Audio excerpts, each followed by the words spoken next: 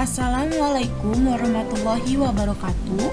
Saya Fitri Nurliza Utami, mahasiswa Farmasi 18A Universitas Buana Perjuangan Karawang. Di sini saya akan menjelaskan hasil penelitian yang dilakukan oleh Abdul Halim dan Tori Riantoro dengan judul Pengaruh minyak jintan hitam atau Nigella sativa terhadap kadar glukosa dan kolesterol pada penderita diabetes. Diabetes mellitus khususnya tipe 2 menjadi ancaman yang serius bagi umat manusia di dunia. Menurut WHO, terdapat 194 juta atau 5,1% dari 3,8 miliar penduduk Asia yang penderita diabetes mellitus, yang kemungkinan akan meningkat menjadi 333 juta jiwa. Berdasarkan International Diabetes Federation atau IDF, diabetes mellitus dunia mencapai 1,9% dan menjadi urutan ke-7 penyebab kematian. Sedangkan hasil riset kesehatan dasar pada tahun 2008 menunjukkan prevalensi diabetes mellitus di Indonesia dengan rata-rata sebesar 0,7%. Jintan hitam atau habatus sauda adalah tanaman yang memiliki banyak sekali manfaat untuk menjaga kesehatan dan menyembuhkan berbagai penyakit. Jintan hitam juga memiliki efek menguntungkan pada glukosa darah puasa, kolesterol total, dan kolesterol LDL.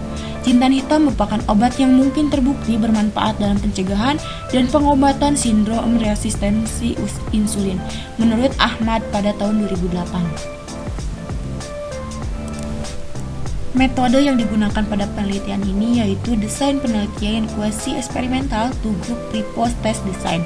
Desain penelitian ini dirancang dengan melakukan perlakuan tindakan pemberian obat herbal minyak jintan hitam pada penderita diabetes kelompok eksperimen dan placebo pada penderita diabetes kelompok kontrol.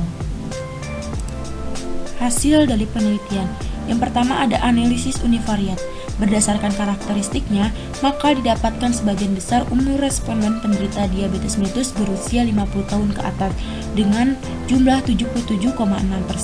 Dengan jenis kelamin relatif lebih banyak perempuan sebanyak 55,1% dan laki-laki sebanyak 44,9%. Dan lamanya penderita diabetes mellitus menderita kurang lebih dari 10 tahun, yaitu sebanyak 63,3%. Pada kelompok kontrol, rata-rata gula darah sewaktu sebelum dilakukan terapi sebesar 264,8 mg desiliter dengan standar deviasi 57,008 mg desiliter. Adapun gula darah sewaktu terendah yaitu 192 mg per desiliter dan tertinggi 390 mg per desiliter.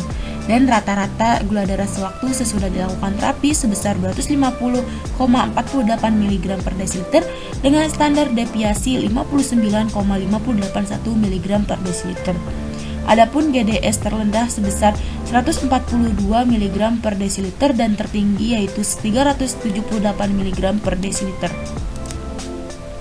Sedangkan pada kelompok eksperimen didapatkan rata-rata gula darah sewaktu sebelum dilakukan terapi sebesar 272,62 mg per desiliter dengan standar deviasi 50,097 mg per desiliter. GDS terendah sebesar 201 mg per desiliter dan tertinggi yaitu 378 mg per desiliter. Sedangkan rata-rata GDS yang sudah dilakukan terapi sebesar 236,67 mg per desiliter dengan standar deviasi 45,419 mg per desiliter dan GDS terendah sebesar 178 mg per desiliter dan tertinggi sebesar 328 mg per desiliter. Selanjutnya yaitu ada analisis bivariat. Pada kelompok eksperimen dihasilkan bahwa rata-rata penurunan gula darah sewaktu setelah dilakukan terapi sebesar 35,958 mg per desiliter dengan standar deviasi 29,758 mg per desiliter. Hasil uji statik ada perbedaan yang bermakna antara rata-rata gula darah sewaktu sebelum dan sesudah terapi minyak jintan hitam. Sedangkan untuk kolesterol total terjadi penurunan sebesar 13,750 mg per desiliter dengan standar deviasi 9,497 mg per desiliter. Hasil uji statik lebih lanjut dapat disimpulkan bahwa ada perbedaan yang bermakna antara rata-rata kadar kolesterol total sebelum dan sesudah terapi minyak jintan hitam. Selanjutnya yaitu pada kelompok kontrol. Berdasarkan hasil berikut, terdapat adanya pengaruh terapi placebo terhadap kadar glukosa darah pada penderita diabetes dan kemudian adanya pengaruh terapi placebo terhadap kadar kolesterol darah pada penderita diabetes. Selanjutnya yaitu perbedaan kelompok eksperimen dan kelompok kontrol. Berdasarkan hasil uji statistik lebih lanjut, dapat disimpulkan bahwa adanya perbedaan yang bermakna antara rata-rata gula darah sewaktu pada kelompok eksperimen dan kelompok kontrol, di mana minyak jintan hitam lebih efektif dalam menurunkan glukosa darah daripada placebo. Sedangkan untuk kolesterol, hasil uji statistik lebih lanjut dapat disimpulkan bahwa tidak ada perbedaan yang bermakna antara rata-rata kadar kolesterol total, kelompok eksperimen, dan kelompok kontrol. Sehingga disimpulkan minyak jintan hitam memiliki efektivitas yang sama dalam menurunkan kadar kolesterol darah dengan placebo. Selanjutnya yaitu pembahasan. Berdasarkan kadar glukosa darah penderita diabetes didapatkan standar rata-rata glukosa darah pada kedua kelompok berada di atas normal, yaitu hiperglikemia. Sedangkan kadar kolesterol penderita diabetes tidak mengidentifikasi kolesterol buruk atau low density lipoprotein dan kolesterol baik atau high density lipoprotein.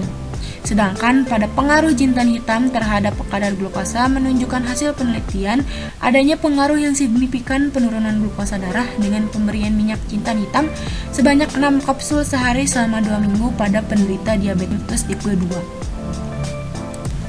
Sedangkan pengaruh jintan hitam terhadap kolesterol darah menunjukkan hasil adanya pengaruh yang signifikan pemberian minyak jintan hitam sebanyak 6 kapsul sehari selama 2 minggu terhadap penurunan kadar kolesterol total penderita diabetes mellitus tipe 2.